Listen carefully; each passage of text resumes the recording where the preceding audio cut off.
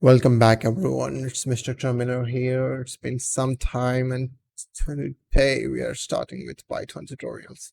And this isn't going to be your average Python tutorial that you get on YouTube so easily, or sometimes even paid ones. Just a brief introduction. We are going to focus more on how things are getting done in Python more rather than what is being done. So what is just a medium, but our focus would be how the language is working. So when you start coding your code and to achieve that end goal, you know how to play with Python to get that. That's the end goal of this. And yeah, it's going to continue according to likes of the videos and the views. Otherwise, there are other playlists. That's the rule I follow. The playlist getting more attention gets the next video. So yeah, if you like it, keep liking. That's all about that. We can get started. So installation process is something I never do because it's different for different OSs. I keep saying that again and again. So if you want the Python installed on your OS, just type install Python and your OS name. It's different for each OS. I already got that. Mac already has it. A lot of Linux already have it. Windows you definitely need to install. And yeah, see about that. Once you have it, we go to your command line and just enter Python. So what this will do is give you into the Python interpreter mode. What that means is this is usually for learning and for some R&D, so specific works, but not practically because you don't write a code like that line by line. What I mean by that is if I say x5, it's fine if you didn't understand what I just did. It's going to process that statement and going to next. My code is not complete, that's just one line.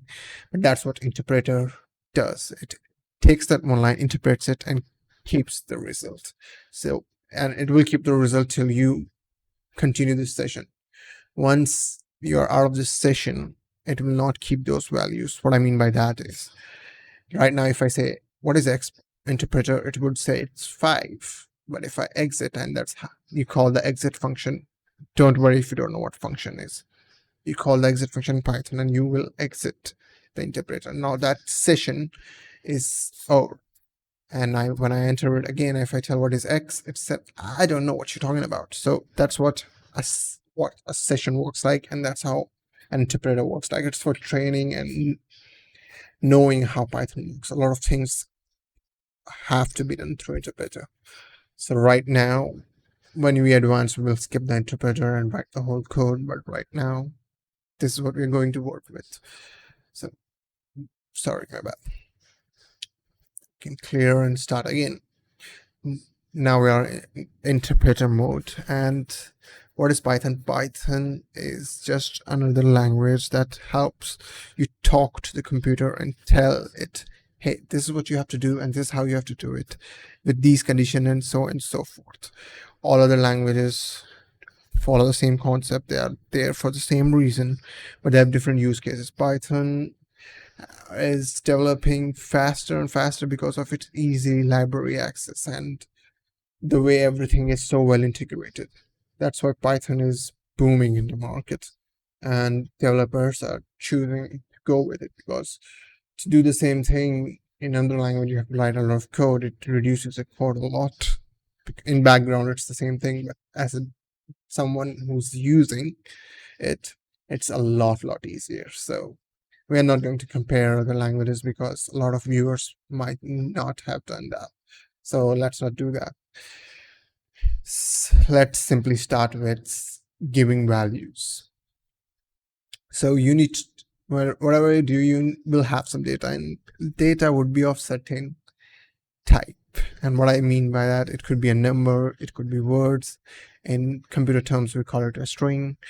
And it could be, we have one more type, a Boolean, just one new, which is only two things. It's either true or false. And in some languages, either 0 or 1 is also accepted. But in Python, it's true or false.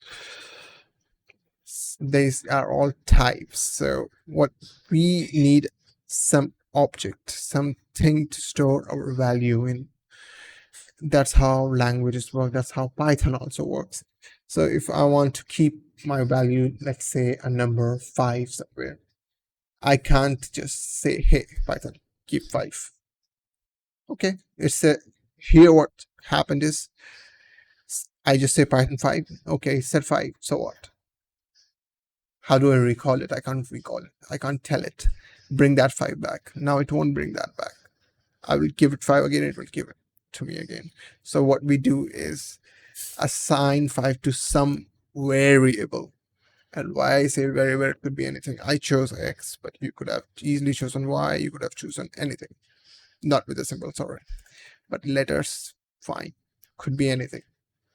Over to varies, it's a variable. So sorry if this is basic for a lot of people, but that's how we're going to take it step by step. So we are going to assign it, and equal sign is what we call, it's an assign, is what we use to assign the value. So X has 5 now. We're going to give it, so X has some memory, we'll get some memory allocation in the background. You don't have to worry about that, but you just need to know the concept. There is some place called X, and in that place, 5 is being kept. That's how you imagine it. Python is like, all right, I got you. I got that X has 5. So when I call it, what does X have? It has 5. So we have stored a value. Now Python has an interpreter, has an active calculator. Well, unlike many other languages, you can't really do that in other languages. So if I say 5 plus 4 is 9, just like that. 12 multiplied by blah, blah, blah. It's that much. Now what did I say? We are going to use and manipulate the data we have. So we already have X. Let's have some another number, 6. Now we have Y. What is X plus Y then? See, it directly took the data from both of them and gave you the answer. That's how you play with it, for if you want to say it. All right. And next is what you're going to look at, string data. My data is, so you can, if you want to go in more depth, you can really do anything with these data, manipulate them however you want. We haven't used anything yet.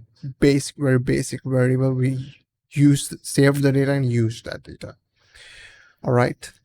Now next we are going to look at how a string is saved. A string that I said is what you call a word, for that matter, or sentence. It could be anything, including numbers. It could include numbers.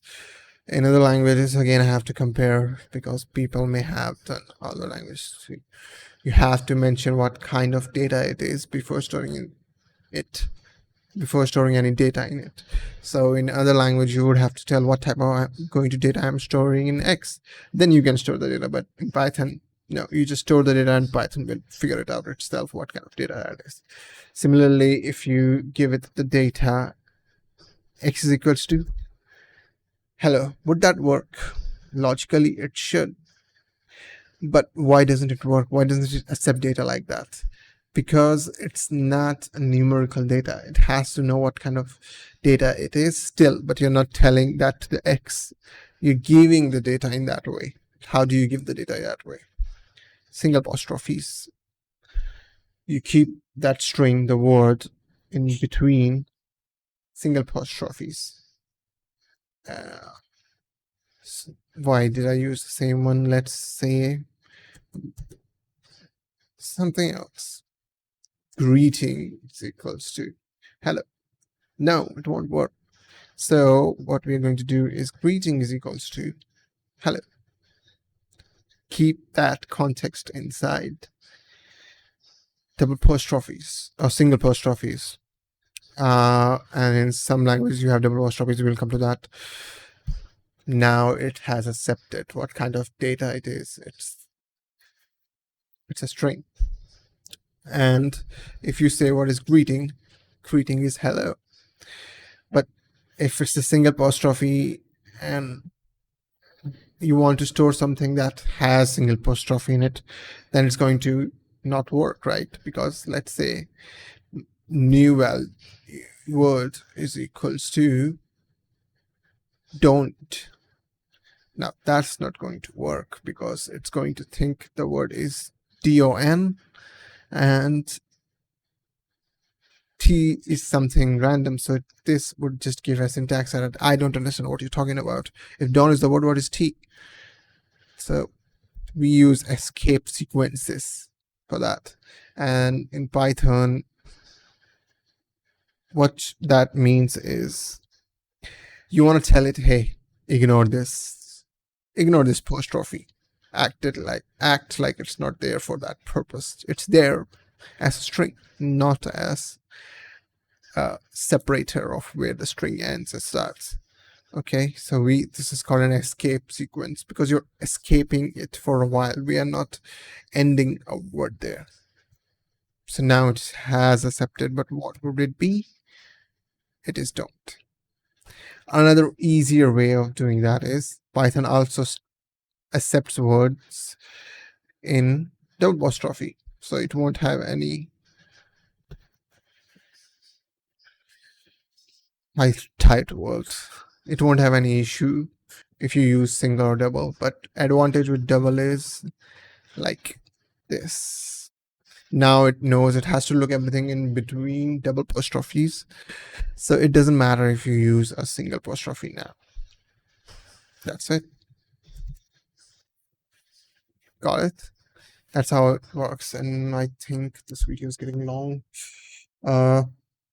What we can discuss one more thing is this all words, each character is stored separately in a memory.